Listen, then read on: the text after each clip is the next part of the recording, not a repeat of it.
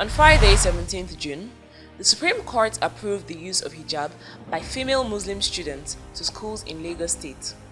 This has sparked concerns that led a Lagos-based human rights lawyer, Malcolm Omoyobo, to dress like a juju priest to appear before the court.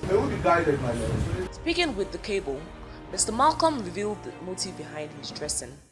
I'm not particular about hijab. The truth of the matter is that we are looking at the secularity of Nigeria, that all religions are equal. No religion is above the other. That is to say, Nigeria has no official religion. So no religion should be favored. What is good for religion A is also good for religion B and C. So Nigeria is a multi-ethnic and multi-religious nation, and we must respect each other's religion. If you say people can dress in the mood as their religion prescribed, what is the difference with what I did?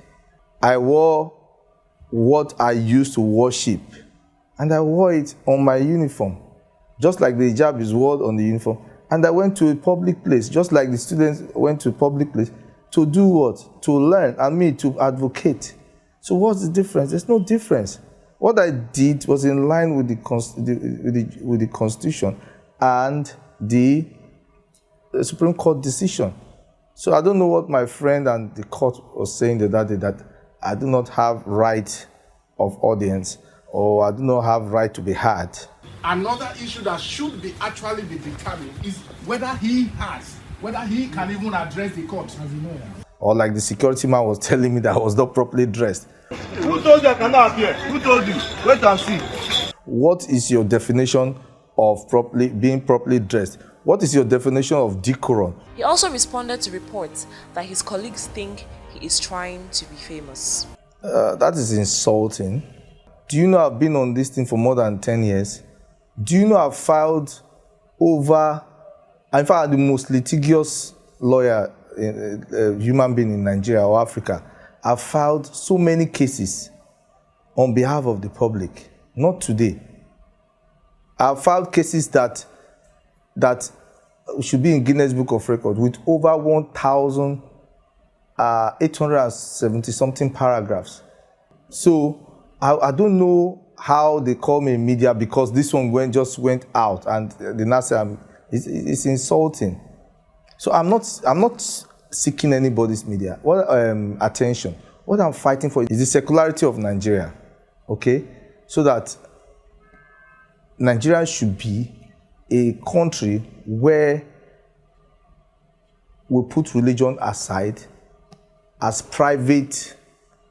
something private, not in the public. So I don't know what they're talking about. It is very, very wrong and insulting. As a human rights lawyer, he said he is aware of the risk of his action if found to have breached the code of conduct of the legal practice. I don't have a fear of disbandment, and if I have to be disbanded for saying the truth or the obvious or fighting for the public, so be it. I'm ready to sacrifice anything. Going against the status quo. What is the status quo? A wrong status quo. It doesn't mean that if I'm right and 1 million people are wrong, what does that mean? It doesn't change the fact. The fact still remains the fact. So even though 1 million lawyers or 1 million Nigerians say, Malcolm, you're wrong, and I believe and I know I'm right, it doesn't change the fact. It doesn't make them right. So I am ready for disbandment. I'm ready for anything. Even if once I say it, even if it costs my life, I don't mind. I'm ready. I'm not scared of anything. He underscored tribalism and religion as an evil plaguing the Nigerian people. The two evils of Nigeria is ethnicity and that's tribalism and religion. So if you take out religion, at least we still have one issue to deal with. So that's what I'm fighting for. And he is very confident that the ruling for the hijab will be reversed. They will reverse it. We're going to follow it. We just started. It will not maybe directly be reversed, but there will be a decision that will kind of overshadow this one. How does that happen? If you are used to legal cases and all that, you know that there's something you call locus standi. Now, in law, before you bring a case, you must have an interest, sufficient interest for you to be able to bring. Nobody will just come to court and bring a case.